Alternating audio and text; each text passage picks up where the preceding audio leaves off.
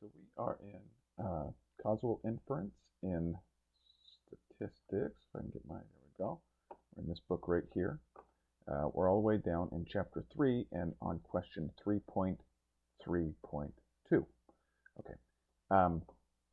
So here's the question, and well, here's the setup for the question, and then here's the 3 questions that we'll answer. You probably want to spend some time grasping this setup. I will walk through it, but you may need to take some additional time. I know that I did as I was kind of beginning to grapple with this question. But the basic idea is this. So you have a bunch of students going to school, and presumably they live at this, live on campus or near campus, so it's probably a college or university. And that school offers 2 meal plans, meal plan A and meal plan B. All right.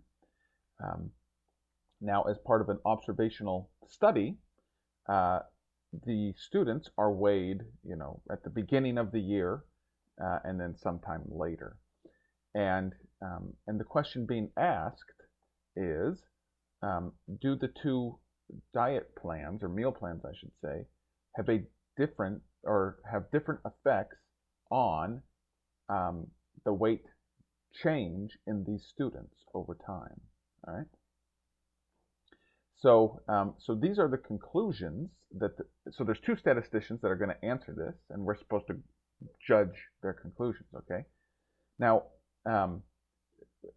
here's what they conclude, and here's what they did. So it's kind of maybe reversed from how we might normally approach these things. So I'm going to start here. I'm going to talk about statistician 1. Okay, so what statistician 1 did was examined the weight gain, which could also be weight loss, right? If you had negative weight gain, you would have lost weight. But this particular guy, statistician, took the final weight minus the initial weight, okay, for each student. So that gets represented by the shortest 45 degree distance of the shortest 45 degree distance to the 45 degree line. Okay, so let's just look at the plot here to see what that means. So here we have the data plotted. So we have the initial weight on the x-axis and the final weight on the y-axis. Okay, so now if there was no weight change, then students would fall along this dotted line here, right? So if a student weighed, say, weighed W naught at the beginning of the school year, and at the end they also weighed, and this should also be W naught, they would fall along this dotted line. Okay, so that's what that's saying. All right. So again, the first statistician looked at the difference between WF and WI. Okay, and so that could be represented on here on the plot by taking a point. So if the point of my cursor there is 1 point of or is 1 student, that is denoting one particular WI and one particular WF, well then the amount that they gained or lost would just be the distance from that point to the dotted line of no change. Okay, so I hope you can see that. All right. And now what did this statistician conclude? Well, this statistician concluded that the average weight gain was 0 for both meal plans. Okay, and you can kind of see that reflected here, because here we have the group of meal plan A, or 1 students, yeah, meal plan A, and meal plan B students. And you see, so if you were to take, all of the points, represented by their ovals, the sum of the distance of the points to the no change line would be the same for both groups. Okay, so the first statistician is concluding that the 2 diets are equal, and similarly, and relatedly, their total weight gain is 0. Okay.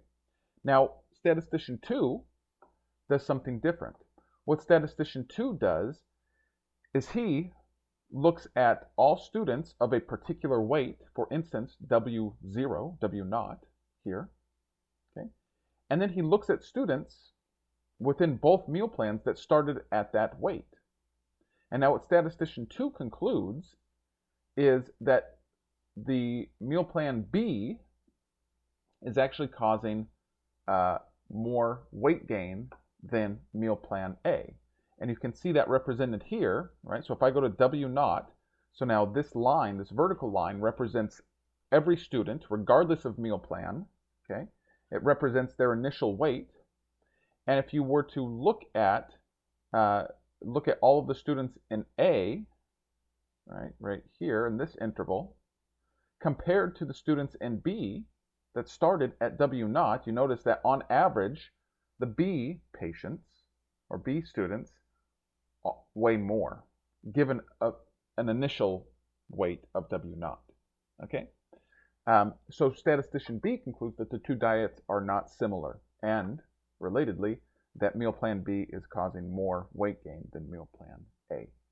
Okay, so that's the basic setup. Now, we are meant to do some things here. So first, we're supposed to draw a causal graph representing the situation, and then use that to determine which statistician is correct, and then we're going to point out that this is a case of Simpson's paradox. Oops, here we go. Okay, so first let's go with A. So we're going to draw a causal DAG here. Okay, so this is the correct DAG. All right, so we have that diet is affecting the final weight. Okay, but of course the initial weight is also affecting final weight, right? So if somebody is going to let's say that an average weight gain is 5 pounds or something. Well, obviously somebody that is 165 is going to go to 170, right? And somebody who's 205 pounds is going to go from 205 to 210. It's the same 5 pounds, but depending on the initial weight, you know, what that looks like at the end is going to be a different number. So, so initial weight is also affecting the final weight. And finally, notice that this is not a randomized trial. The way that the question reads is that students are given a choice between two meal plans. Well, you might guess that some students that a student's initial weight may affect which diet plan or which meal plan they choose, right? Maybe not in all cases, but perhaps it seems that so maybe somebody thinks that they are overweight and they want to try to lose weight. Well, if one of the meal plans clearly offers less food, they may use this as a tool, you know, to eat less food. And so their initial weight could also be affecting diet. Okay, so you see that in this particular scenario, that the initial weight is acting as a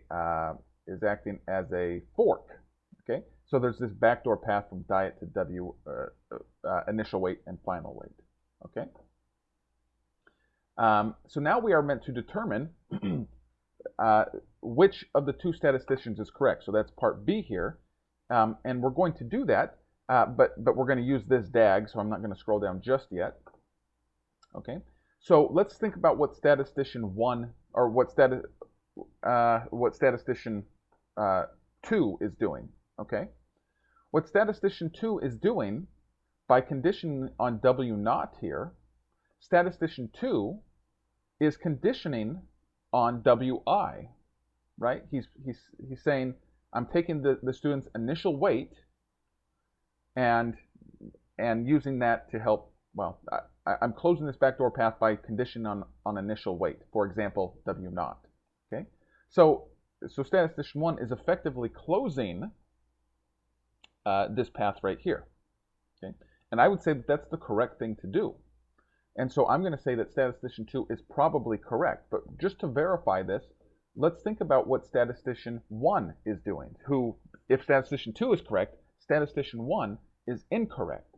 So what is statistician 1 doing? Now, first let me say that intuitively, I want to say that statistician 1 is correct, because the question is asking about students gaining or losing weight, and statistician 1 is measuring each student's weight lost or gained. Okay, that just seems, that symmetry just seems to shout out being the correct answer. But let's think about what is actually happening here. What statistician 1 is actually doing is they are conditioning on this other variable here called gain.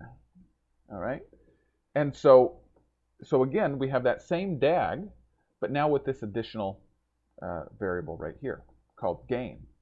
All right. So notice by conditioning on gain, this backdoor path from diet to initial weight to weight final remains open. Now, it is also true that when we condition on a descendant of something, that it is very similar to conditioning on the parent of that something. It might not be a complete, one-to-one trade over, but it might be, very similar. And so we might even say, oh well, I condition on gain, and gain is is a child or a descendant of Wi. Therefore, it's as though I'm conditioning on Wi. The problem, though, is that gain is also a function of, is also a child of the final weight, right? That's how you calculate gain. It is a function of initial weight and final weight. And so now gain becomes a collider. And so this path, or a path between initial weight and final weight, still remains open by conditioning on gain, right? And so what statistician 1 is unintentionally doing is confounding his results, which is, again, to me, not intuitive just to read the question. You really have to think about this thing and plot this thing out. Okay.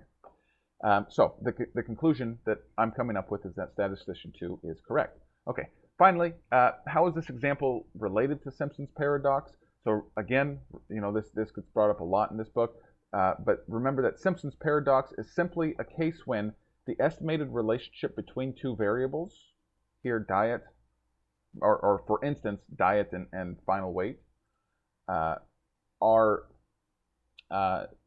when that estimate is reversed, in other words, it was positive and becomes negative, or was negative and becomes positive, when we condition on a third variable, right?